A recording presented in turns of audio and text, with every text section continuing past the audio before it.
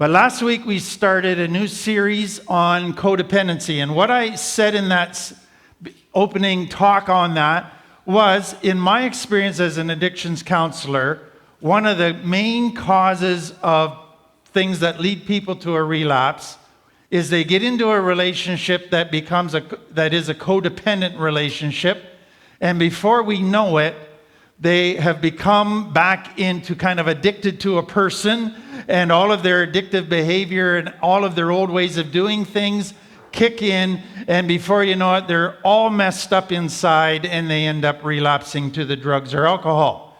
So it is a huge issue that many in recovery have to deal with if they ever want to stay clean and sober. But then I said, beyond that, I don't think codependency is properly understood until people understand the complex trauma component. And that, to me, is significant because one of the symptoms of complex trauma is it sets people up to become codependent, which means it sets people up so that their relationships aren't healthy and end up failing. So that's why I want to do this series, is because it's such a big issue for people in recovery. It's one of the most common questions that I receive from clients when they are thinking about their recovery. And so tonight I want to take it a little bit further. And what I want you to understand up front is that when I say codependency, I have a spectrum in my mind. So there is kind of mild codependency to severe codependency. So you might say, I don't think I'm codependent because I'm not in the severe end of the spectrum, but you might have some of the more mild parts of codependency that still can get you into a lot of trouble in a relationship. So taking that, what I want to talk about tonight is the more severe end of the codependency spectrum. And when you get to the more severe end of the codependency spectrum, a word comes into play that has become a very popular word, and it's called narcissism. And so when you are in the more severe end of the codependency spectrum, there's usually a narcissist who's part of that relationship.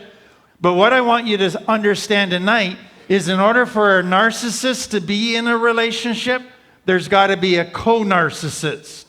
And I will explain that in a little bit. And my hunch would be that most of you here would either fall in the category of a narcissist or a co-narcissist. Now, there's supposed to be on the back of your handout a test that you can take to see if you're a narcissist or a co-narcissist.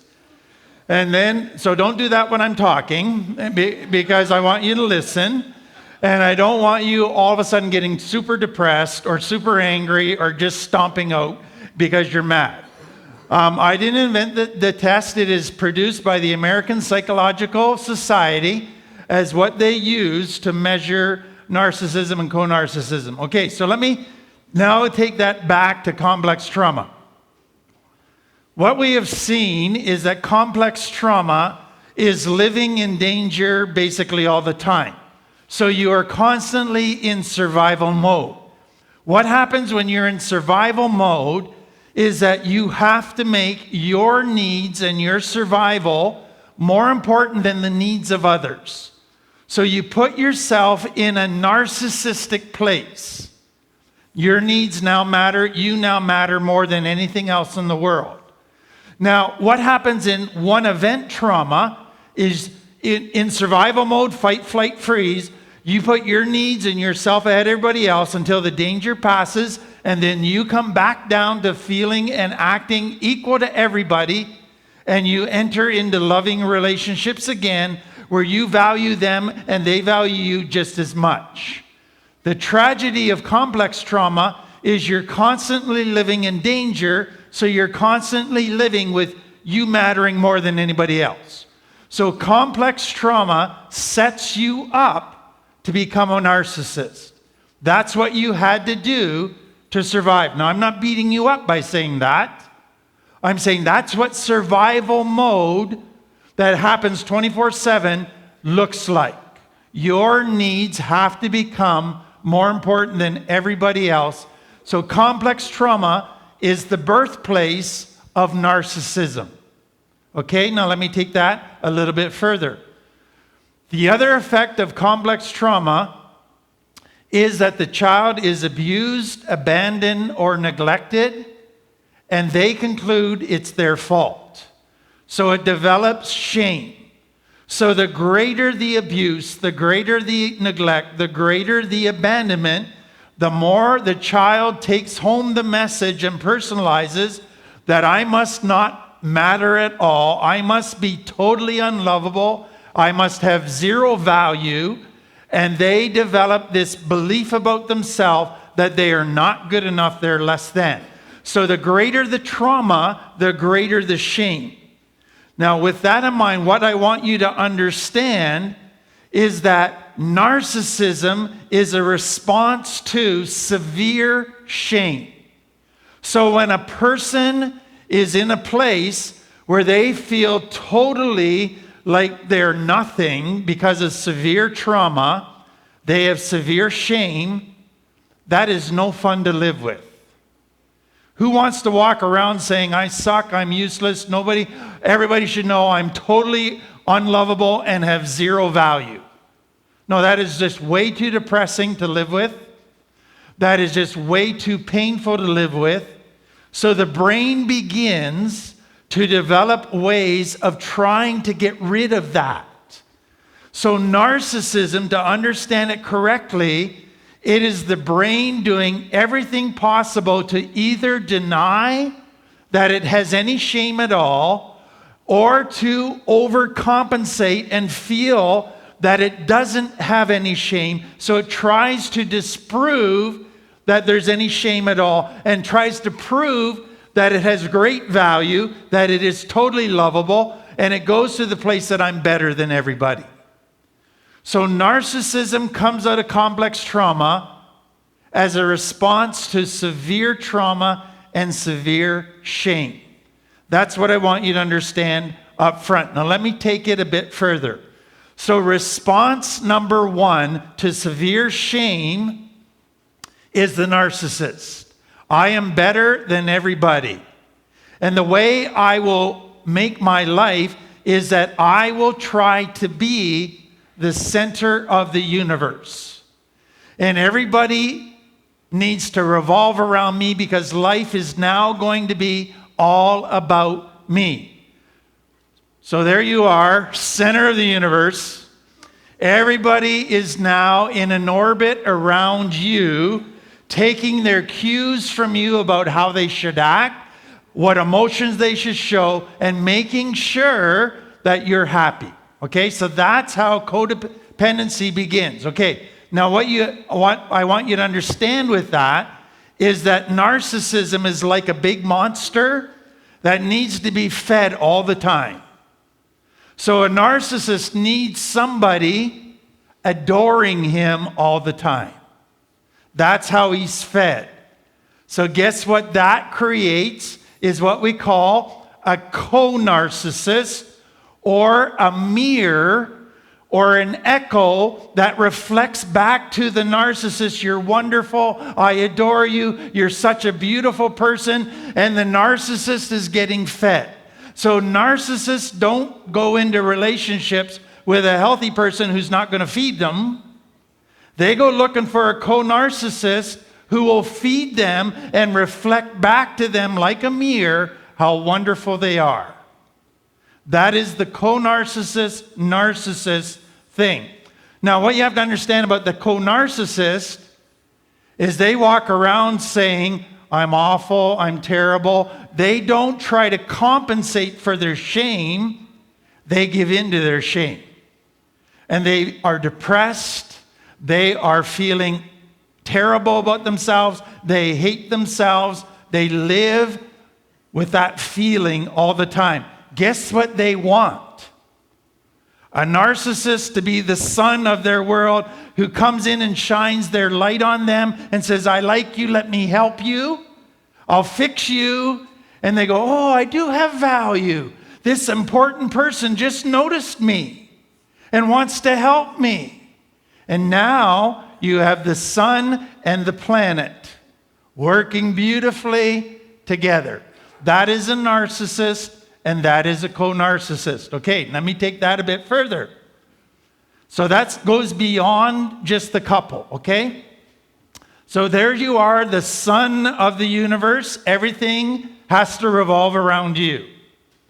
The co-narcissist says, let me take care of your emotions. You're sad, let me make you happy. You're angry, let me fix your problems. You're in trouble, let me make all your bad consequences go away. And they give up all their rights. They make all kinds of sacrifices to keep the sun of their universe happy. Because they can't be happy unless the sun is happy.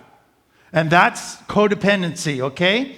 But it spreads beyond the couple to the family. So now what you have is a narcissist who abandons and neglects and abuses everybody who doesn't give them what they want.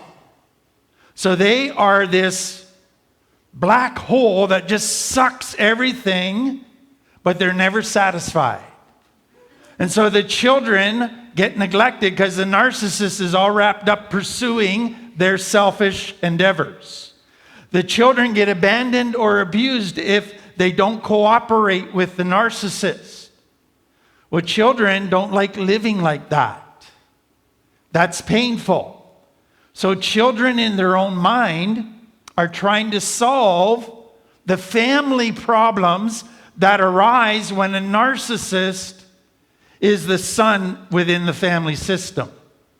And so children will adopt different roles to try to fix the family and to try to make the narcissist happy.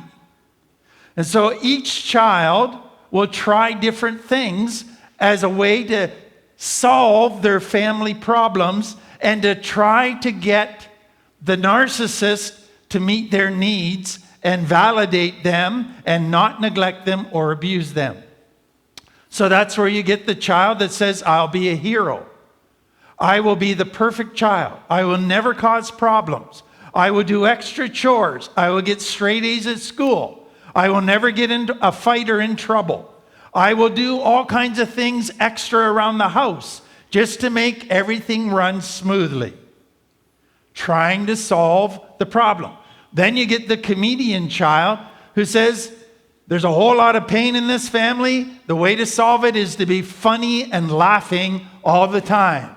So I'll be the jokester, the comedian, the storyteller, and I'll make everybody happy, and that'll fix our family. And then the invisible child says, I'll have no needs. I will fade into the background. I'll never ask for anything. I'll hide out in my room so that I don't add any extra stress to this family because it is not in a good place. So each child can try different ones. They can try all three. Most will settle in on one, but what they're going to find as they get older is it didn't fix a thing. The narcissist wasn't happy. The narcissist didn't meet their needs. The narcissist didn't validate them. And they took it personally and developed their own shame and said, it's my fault. I'm the problem. And that creates the next generation of codependent people. Okay, so that's how it begins. Now, I'm going to give you a very psychological analysis tonight to see if you're a narcissist, okay? So if you were to go to the DSM or the diagnostic manual that is used to determine narcissists and look through the literature around how can you tell if a person's a narcissist, you would come up with these 18 criteria. You don't have to meet all 18, but you got to meet at least half of them, okay? So here we go. A narcissist, if you don't know what a narcissist, where it comes from, let me quickly give you the backstory. It comes from a Greek myth. So back in a long time ago in Greece, before there were ever mirrors, you never saw a reflection of yourself. And so one day, this guy named Narcissus, he goes out to get a drink of water at the pond. And it's nice and calm that day. and the sun's shining just right, and he looks into the pond to get a drink of water, and he sees his reflection. And he goes, that is the handsomest guy I've ever seen in my life. I fall in love with you. I'm coming back every day just to look at myself and admire myself and how beautiful I am. That's where narcissism came from. That's the idea. Okay, so number one, they believe they are special and unique, which means they think they're a little bit better than everybody else. But the reason we say they think they're special is they think they can only be understood by special people. So what that means is if you call them on your stuff, they have a comeback that says, you don't get me because you're not special. Only the right people understand my greatness. So they have that system in their mind. Second thing, deep down, they may not say it, they might say it, but they do believe they are more important than other people. That they're smarter, more capable, better in every category almost. Next, they exaggerate their achievements. So they didn't just catch a fish this big, they catch a fish this big, right? So you get that kind of exaggeration that takes place. And they expect to be recognized by you as being better than you. So they expect you to look up to them and kind of adore them and stand in awe of how great they are. In their private fantasy mind, they have fantasies about how powerful they are and how powerful they're going to be and how successful they are and how attractive they are. And they can sometimes play in their mind, that person said hi to me today. They must be in love with me. And they can just start playing with that in their mind and developing a fantasy that everybody loves them because everybody said hi to them. And that's where they go. Like I said, they have an insatiable appetite for attention, praise, and admiration. They always are looking for a pat on the back, for validation. Now, I'm not saying you should never give people a pat on the back, because we should. That's part of being healthy. You validate people on what they're doing. A narcissist just wants it constantly. They're always looking for it. And then in their own mind, they think everybody's jealous of them. They think everybody wishes they could be like them. And that, again, is in their own deluded fantasies. A key thing to understand about narcissists is they're all about image. So they don't feel good enough inside, but they'll never admit that. So they base all of their value on their image. So their focus is looking good, okay? So they do that through a couple things. They associate with a high status person. So if you're a very good-looking woman and you've been with a narcissist, at some point you've wondered, I think I'm just a trophy on his arm. That he wants me on his arm because I make him look good. He doesn't really care about me. He just cares that I make him look better than if he didn't have me. So that's what narcissists do. And then if it's not a woman, then they want to say, I know the president of this, and I know the president of that, and they drop names, and they try to hang out and go for coffee with very influential people because it makes them look good, okay? Then they try to control how you think about them. So if they do something that maybe wasn't appropriate, they now will send you emails to explain away what they did and to tell you what you should conclude about them. So they put a lot of energy into managing their image and trying to control how other people think of them. Then arrogance, or their nose is a little bit in the air, a bit of snobbishness is there. Now, if you've been in a relationship with a narcissist, you understand this next one. They must never be wrong. Because their image says they always have to be right. So if you are in a conflict with a narcissist, they will never admit they're wrong, but rather they will take what happened and twist it to make you wrong. And they will take what you say and twist it to make you wrong. So what I say to people, don't argue with a narcissist, because the more you try to convince them of your truth, the more they're going to twist what you say and use it against you. Because they must never be wrong.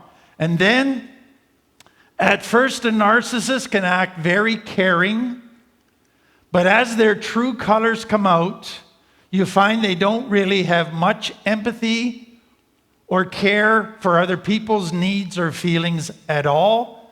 Rather, it's all about me causes them to feel very entitled. That you owe me special treatment. You have to meet all of my needs. I don't have to meet any of your needs. So a relationship with a narcissist is never giving 50-50. It's always lopsided. You're doing the majority of the giving, they're doing all the getting. And that is their sense of entitlement. Then they don't think rules apply to them. So they live by a double standard. Rules apply to you, but not to me. I can go through your phone, you can't go through mine. So rules don't apply to them. They're the exception in their mind to every rule. Don't know how you're scoring yourself so far, but I'll keep going. What I mean by they're exploitive of others is this. Narcissists are all about manipulating you to meet their needs. Narcissists don't know how to love people, they just know how to use people. Now, in their minds, they're being loving because they're giving, they're kind in the early days. But what they're really doing is grooming you. They're giving to get. They're playing a long game where I'll give till I've got past their defenses and their guards, and they trust me, and then I'll get. So that is the manipulation that happens inside of a narcissist. Now, to help you understand that, when a person has a lot of shame deep down that they've never acknowledged, they're pretty sure that if people get to know them, nobody will ever want to meet their needs. So the only way they can get their needs met is not to express them, but to learn how to manipulate people to meet them. And so narcissists become master manipulators. They can get so good at manipulating, sometimes you're not even aware that they're manipulating you. Usually there's always a hidden agenda that's happening when you're working with a narcissist. And when you first meet a narcissist and they say, tell me about yourself, and you pour out your heart and tell them everything about yourself, guess what they're doing? They're taking notes. Oh yeah, here's where I can manipulate them. I got their hot button. Now I know what to use if I want to get something badly. They're taking notes on you. They must feel control, and they must always get what they want. Now, this is important to understand from this perspective. Narcissists can be the sweetest, nicest people in the world 99% of the time until they don't get what they want. And then you got World War III. They explode, and there is hell to pay to anybody who has crossed them. So what I'm saying is this. Narcissists can act very healthy until they're triggered. And it's those triggers that reveal their true colors. They can no longer hide their deeper stuff once they get triggered. The masks come away and they come out. So some of the main triggers for a narcissist are perceived rejection. So if you reject them or say no to them, watch out. Not getting what they want, not getting enough attention. You're not feeding me enough, or anything that messes with their image. So what happens if they don't get what they want or they get triggered? Usually they go to anger, and then they get cruel, abusive, they lash out, they say extremely hurtful things, and they can be very destructive. Just that one trigger can set off a whole lot of painful things, and they can do that and not even have a conscience about it. So you often don't know a person's a narcissist until one of their triggers get triggered. And then their true colors will come out. Another characteristic of a narcissist, because they always have to be fed, is they have a lot of jealousy issues. What happens in an extreme narcissist is this. If you're in a relationship with them, the only way they can be convinced that they're the son of the universe is that there's nobody else in the universe but you. So they get rid of all your friends, they get rid of your family, and they demand your full attention. And they're jealous if you talk to anybody else, if you go to an activity somewhere without them. Jealousy kicks in, and they get really cruel when jealousy kicks in, and their control issues go up a notch. Extreme sensitivity and a tendency to be easily hurt, to feel rejected over the slightest little things. So if you're with a healthy person, it takes a lot to really make them feel hurt by something that you might do. A narcissist, they feel hurt when you've hardly done anything, because they pick up hurt easily because of all of their shame issues. But then as soon as they feel hurt, guess whose fault it is? It's not their issues, it's yours, and they think you're just selfish. Okay? And then they need a mirror. They need that constant reflection. Now let me just say this.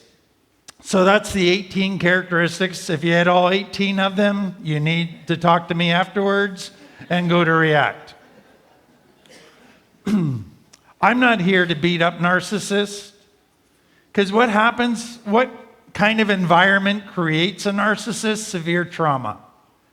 Specifically, severe narcissists come out of homes where one of the parents was a severe narcissist, who belittled them and abused them and put them down and was cruel to them nonstop. And the only way the child could survive was to become a narcissist. And so it is an extreme response to extreme cruel treatment. And that is the birthplace of narcissists. Okay, let me end with this. So those are the 18 characteristics. Now there's 3 different types of narcissists, okay? So number 1 is the one we normally think of, which is an exhibitionist narcissist. So that's the person who's outgoing and is always talking about how wonderful they are, their great dreams, their great accomplishments, and letting you know how wonderful they are. We're all familiar with that. With the exhibitionist arsonists, what they also do is they put everybody else down a little bit, or a lot. So they build themselves up, put everybody else down. Positive to themselves, negative about everybody else, okay? The next one is called a toxic or a malignant narcissist. And that goes a step further. So they put themselves up, puts others down, but here's the next part. They're sadistic. They feel alive when they cause pain to other people. They love being cruel and hurting people. It's the bully that just keeps a kid and treats them cruelly every time and just thrives off of causing pain to other people. That's the exhibitionist, that's the toxic narcissist. Now it goes a little bit further. The toxic narcissist loves to create chaos. So they go into a situation and they go, this is way too boring and way too normal and healthy. Let me see if I can just stir it up a bit and get everybody mad at everybody and everybody stressed out, and I'll sit back and enjoy the show. That's a toxic narcissist. Final one, the covert narcissist. And that is the person you don't even think's a narcissist because they're so quiet. They never put themselves out there. They're shy. They seem depressed and they seem to hate themselves. And you go, how could that be a narcissist? That's the co-narcissist. So here's what I want you to see. Do you realize that what the co-narcissist is doing is saying, please make everything all about me? If I love you enough and sacrifice for you enough, will you make your world about me for a little bit? And so they give and give and give, hoping to someday be the center of your universe. That is the covert narcissist. Or they say to a narcissist, an exhibitionist narcissist, not a narcissist, can I hang around with you like the moon? And will you just reflect your greatness off of me and let me enjoy it? That's the covert narcissist. They're still giving to getting. They're still narcissistic. You just don't see it until they're in a relationship for a long time. Want to have a relationship with God, it really gets in the way of having that relationship with God. And so what I said is that when I deal with people coming out of addiction and complex trauma, probably 25% of the people I deal with have got what we call spiritual abuse. And that is that someplace in their life, they were made to feel that God was not safe. God was a dangerous God. And that people who represented him weren't safe either. And so that is a huge issue for some people that is very hard to get over because of some of the stuff that they get told. So I said I wanted to talk about some of the common distortions that people have. So last week we talked about God's anger and a lot of the distortions that have really messed up a lot of people and said, I don't want any relationship with this God. Tonight I want to talk about maybe one of the hardest to explain things, and I hope I can do a decent job. I'm going to illustrate it next week just so that hopefully it just helps it make sense a little bit better. But if you go to churches, you don't have to go very long before you hear God's in control. Okay? And then you hear God's king, God's sovereign. And so that phrase gets thrown around a lot within the Christian world. But what concerns me is that there's been a lot of sloppy thinking about that, and it has turned a lot of people off of God. So let me explain some of that sloppy thinking. So the first one is this. I had people come to me, clients, and say, if God's in control, why didn't he stop my uncle from sexually abusing me? If he loves me like he says he does, and he's king and he's sovereign, in control, he could have stopped it. So the fact that he didn't stop it, he's either an unloving God or he really isn't in control. And so they then go, I don't want a God that was in control supposedly and didn't stop bad things from happening. And then they hear it through the ears that go, are you saying to me that it was God's will that I got sexually abused? Are you saying to me that it's God's will that these children in war-torn countries get slaughtered in a genocide? How can that be God's will? So you can begin to realize that if you stop and think about God is in control, all of a sudden you go, whoa, what does that really mean? Because if it means what some people are saying it means, then I don't want anything to do with that kind of a God. And so then some people say, God's in control, so I'm just going to sit on my couch and wait for somebody to phone me and offer me a job. It's like I can be either a puppet on a string, or I don't have to do anything. God will do everything for me. So that's another area of sloppy thinking. So I want to try to help you think about that. And again, it's one of those topics in the Bible that we are given some answers to, But there's still an element that we can't quite get our brains around. There's still a mystery element to it. So that's what I want you to understand up front, is even after I'm done explaining, if I do a perfect job, there's still a part of you that's going to say, my brain hurts, because I can't quite get that figured out. Okay, so let me tackle this whole topic. When we talk about God being in control and whether we have free will or not, let me give it to you this way. If God was creating us and wanted a relationship with us, do you realize that God could have said, I know how to get them all to love me and do what I want and to spend time with me? I'll make them robots. I will give them no free will. I will program them to show me love and to show me kindness. But do you realize that when a robot shows you loving actions, it doesn't feel loving because it's a robot? So love only is meaningful if it comes from free will, where it comes from a place where I could love a whole bunch of other things, but I choose to love you. So the only way that a meaningful relationship with God could happen is if He gave us free will and a whole bunch of options of other things we could love. And then in that environment, we looked at all those options and say, you're more beautiful than all of them, I choose you.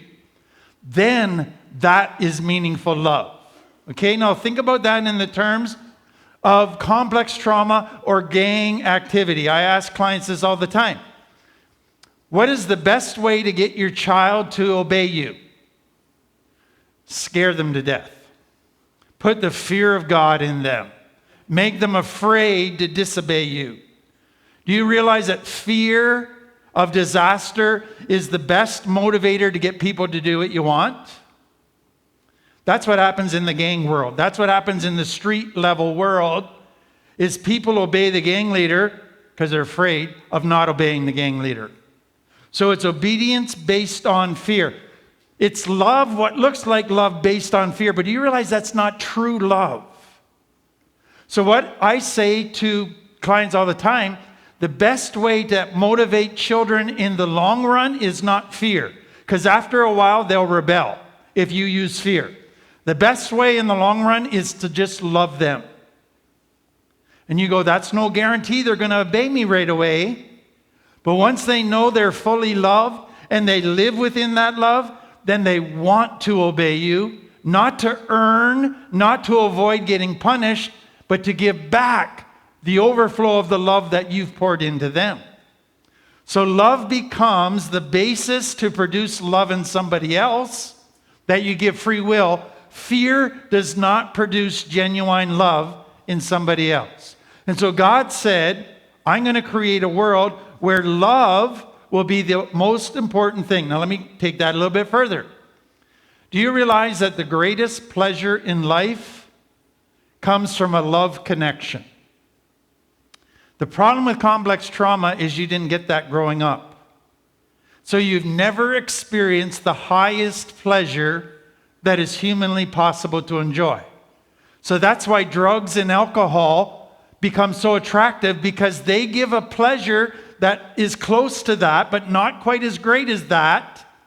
And you just keep going back to that because it makes you get all of the feelings that love was supposed to get and connection was supposed to get. And so what God is saying is, I want to create a universe where love is the dominant thing, because then as people connect with each other and with me in deep, honest intimacy and love, they will enjoy the highest pleasure possible. I want people to have my happiness, my joy, is what he is saying. And to do that, I have to give them free will. Okay, so you follow all that so far, I hope. So then it goes further. How does God act as the king of a universe, of a galaxy, of this whole big thing that we call our planet Earth? God rules by what we call a first cause, primary cause, or secondary cause. So a primary cause is when God does something directly. So he created directly, okay? He turned water into wine directly. He was actively involved in the immediate behavior which produced the immediate result, okay? That's the first cause. So God created the world, and he's following some big plan that we don't fully understand, but that's the first primary cause. Secondary cause is within the world, God gave two other forces. Number one, us with free will. So you can go home and smack your kid. Nobody can stop you. Okay? And then the second type of secondary cause is natural laws. Gravity is there. The weather, all of the different tides and currents in the ocean are all part of that. Bacteria and viruses, they create all kinds of things. So they are things that cause other things. So now just stick with me and I'll explain it. So let's say a person is on a roof and they slip and they fall 20 stories and they fall to their death. Now, do you say God did that? No, God was not the primary cause of that person slipping. Gravity did that. And we acknowledge that there's a secondary cause in the world that God initially put in place, but God's not walking around saying, if you slip, I'll catch you and I'll overcome gravity. He lets the secondary causes happen. So somebody sneezes on you and you get sick. Did God make you sick? No, a virus made you sick. So that is kind of how all of that happens. Now let me take it a little bit further. What God did when he created the world and put all these secondary causes in place is he says, I acted as a primary cause to create this. Now I will sit on my hands and let these other causes, secondary causes, carry on. Okay? So I'm not going to stop global warming. I'm not going to stop glaciers melting. I'm not going to stop hurricanes from happening. All of that is going to happen as people make decisions, as weather follows its patterns. I'm going to let all of that happen. I will not interfere with the secondary causes that I have put into place. Okay, now let me just take a little side note here. How many of you have gone looking for a parking spot downtown and you say, God, please give me a parking spot, and you go around and there's a parking spot and you go, it's a miracle? It's not a miracle, somebody just moved out. A miracle, by definition, is when God interferes with the secondary causes and interrupts them. So he turns water into wine. That would not happen by the secondary causes. It only would happen if God reasserted a primary cause force in the world, okay? So a lot of the things that we call miracles are just the result of secondary causes. They're not technically miracles. Okay, that's my little rant for that. Okay, so let me take that further, and this is where it gets painful, okay? So God said, I will put secondary forces. I will sit on my hands and not interfere. So people can abuse this world, and there will be droughts, and there will be hurricanes, and global warming, and all of that. I will not interfere. You'll get a Hitler, and he's going to come along, and he's going to want to rule the world. I'm not going to interfere. Even though 6 million Jews and all kinds of other people are going to get killed, I will not interfere. A father's going to sexually abuse his daughter. I will not interfere. I will let that happen, and the consequences of that happen. Because you see, if God said, I will interfere every time something bad's about to happen, then he takes away free will. And then he takes away the consequences, and he becomes codependent. And he says, you can do all the bad you want, I just won't let any bad things happen. God says, no, in order for this to work, I have to sit on my hands and not interfere with the secondary causes. Now, it doesn't stop there. Because if it stopped there, you'd go, I don't like that. You want to know what God said? Is, you know what? I'm not going to wait for you to love me. I created the world. I created secondary causes. I made it possible for people to use their human will in a harmful way and hurt other people, and I'm not going to interfere. But here's what I'll do. I will come, and I will come on this planet as a human being. I will love you and come beside you. I will experience all the secondary causes and the abuse that they have. I will go through illegal trial. I will go through torture. I will go through every pain at a deeper level than anybody else has ever experienced it. I will go through it all out of love for you. And then when you go through it, I will come beside you and say, I get your pain. And I will be able to comfort you and help you in your pain. So you will experience my love, not from a distant God, but from a God who's gone through the same things you did, who understands, who cares, and who comforts you there. But then it doesn't stop there. He then says, I will take that bad that person did, and in a way you'll never be able to understand, I will somehow bring a positive out of it. And that's Romans 8:28, where God says, I will take everything that happens to those who love me, everything good, everything ugly, everything wrong and bad, and I will turn it into a positive thing in their life to make them a better person if they cooperate with me. So I will not let that negative stuff that other people perpetrated on you, I will not let it keep you in a place of negative. If you surrender to me, I will turn it into a growth thing and into a positive. And that's the story that I want to tell you next week. But what I want you to hear tonight is this. How does God rule the world? Not through coercive force, but through love. And it's not just love from a distance and say, love me like a narcissist. No, it's God saying, let me first love you greater than you ever will be able to love me. And let me do that by making the greatest sacrifice imaginable, from moving from being God, infinite, to a human being. You know what that would be like? That would be like you one day saying, I think I'm going to spend the rest of my life as a mosquito because I want to help these mosquitoes. They are vicious creatures, especially in Manitoba, and they need a lot of work on them to become nicer creatures. So the only way I can do that is to become a mosquito myself. You can sign up over there if you're interested. You're going, what? There's not a hope I'm going to be a mosquito. But God said, I'm going to become a human. And for the first time in my life, I'm not going to stay up forever. I got to have a sleep. For the first time, I got to eat, and I'm going to get hungry, and I'm going to get tired. Boy, that's going to be hard, being that little wee human being.